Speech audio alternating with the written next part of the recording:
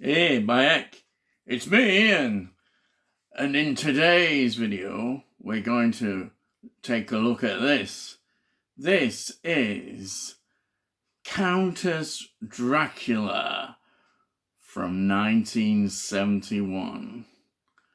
Yes, I couldn't resist. More Hammer for you. Right. Let me just say that actually, this title, Countess Dracula, it's a little bit misleading. No, nothing to do with Dracula, no. It's not really a vampire thing, but blood is involved. Yes. It's actually based on a true character, true story. This Hungarian Countess Elizabeth, now get a Bathory could be, from 1560 to 1614. She was a character in Hungary who liked a spot of blood and virgins and stuff like that. Keep her going. Hey, right. And they built the stories up around this, and there's been a lot of other that have followed on in that tradition, even the kind of filmmaking in European. I mean, think of like the Daughters of Darkness. If you think of that as a European film, that is following similar ways, and that's kind of cinema. So anyhow, this is Hammer's version of it. But of course, being Hammer, they needed to try and catch the audience as we get the X certificate. Now, Hammer wanted the X certificate. They didn't want the British Film Board of Censors lowering the certificate.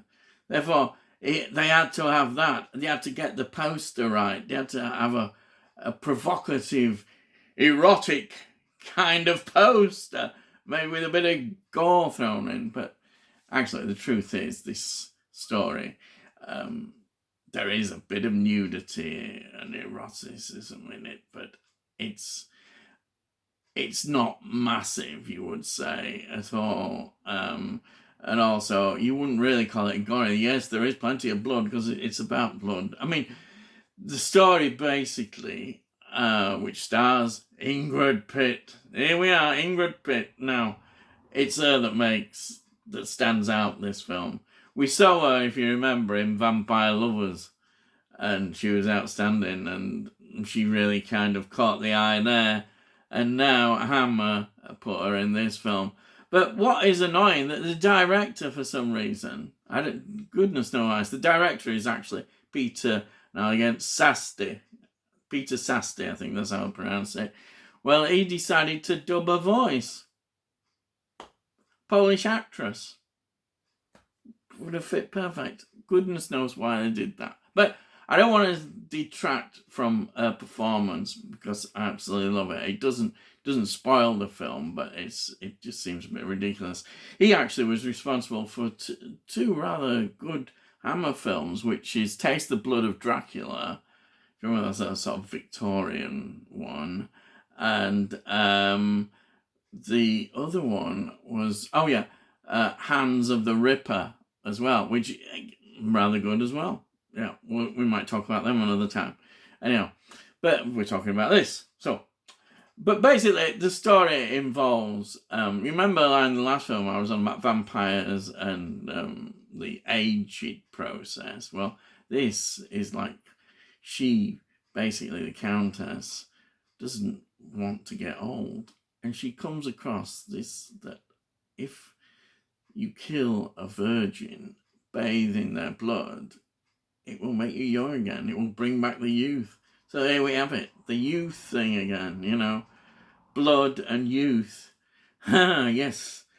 So she's a widow and she wants to be young again and get a suitable lover and partner.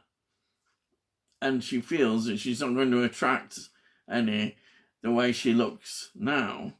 So that is how the basis of the film starts. And the people around indulge her in that.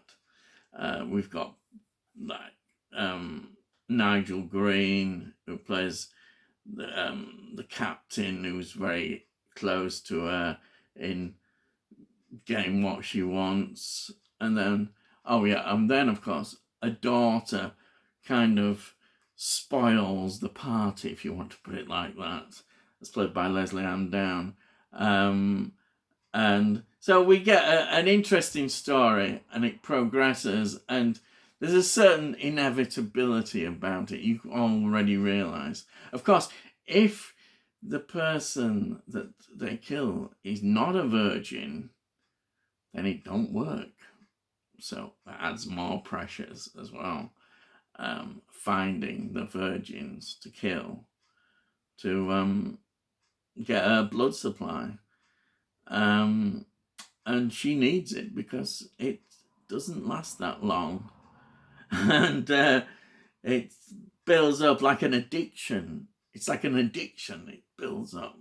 And as I say, the story progresses in that way. I don't want to say too much about it in case you haven't seen it and you want to, know the story. I don't give too many spoilers, but there's an indication. But as I say, I think the ending is inevitable.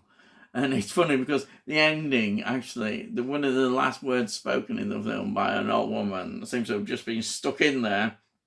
Like, Countess Dracula. Well, as I say, nothing to do with Dracula or like that. But I don't want to put that out. This is a very popular Hammer film amongst fans, yes. We know its weaknesses, but it is very popular. 93 minutes of just pure enjoyment. Watching Ingrid Pitt do a tremendous performance with a great supporting cast of actors as usual. Hammer delivers again on all fronts. And yet, people may not think this is the greatest of films in context of some of them, but I think people just enjoy it. It's such an easy ride, easy to jump on and easy to enjoy. And anybody that's going around criticising, well, goodbye. Yes, this is well worth watching. If you haven't seen it, please watch, And also, this is on a really good transfer network. Have done a great job here. It's a nice Blu-ray. There's some nice extras, including an interview with Ingrid Pitt. And also, there's a good documentary about this film on here. And also, you get a nice little booklet, nice disc inside. And it's not really that expensive. I think you can get it for around about $10.99.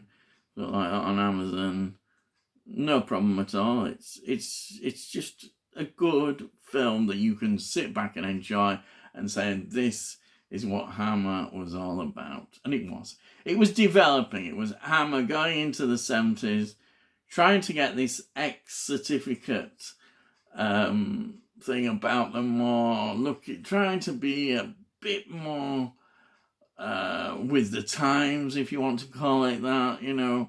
Horror films were moving on and they needed to follow that. We'd seen it in the Twins of Evil, the more erotic nudity side, and these were just following that, and we was to see what was to develop, perhaps more goriness as well. And we've seen, inevitably, they had to move with the times. And they did. And we shouldn't underestimate that at all. This is why this is like a film that you don't have to worry about and engage your brain too much. You just sit there. Some of it may be rather absurd and that, but you don't care. You just enjoy it and enjoy it too. It's great, It's a great contrast as well. As usual, Hammer do a brilliant job with locations. They are on such a limited budget, but they're able to squeeze out everything on the sets and the locations that make them look so good. You get a lot for your money, if you want to put it like that. And the makeup, it's incredible. the makeup and the effects on her are just absolutely wonderful. Apparently it took 4 hours, the makeup for her, which is quite a hell of a long time to do. But yeah, it's quality all around in my eyes, for what they've got. And they always do well with that. That's what Hammer is good at. The other thing, when you look at it as well in the story, you can see what I like about it is you see the contrasts, and you've got the rich, sort of decadent sort of court that the Countess has surrounding her, and then outside, this is a theme of often other horror films. You've got the really poor, downtrodden people who really it's decay and the superstition, and people are living a hard life and making the best they can. And you always have that nice contrast, that wonderful contrast that you get in Hammer films. And of course, you all know how it's going to end in a way, and it's true, it does end in that way, but it always has done. Not always though. There has been twists in past of films that have not perhaps been as predictable in the endings, but this is a really good film, and I love it. I love all the Hammer films, and this is just another one that I just wanted to tell to you about and say, hey, it's Reek Grand. Hey, Reek Grand it is. So, what else can I say? But if you haven't seen it, go and get yourself a copy. Go and enjoy this then. But maybe you won't. But anyhow, I think you should. You should enjoy it. So, well, that's all I've got to say now about that. I'm sure you'll get even more Hammer films to talk about. You will. Anyhow, subscribe. I'm still pointing up there. I don't know why. There's nothing up there apart from my finger. Subscribe. And if you like this, just give it a like. And I think that's it. So, I'll see thee, and I'll see thee again.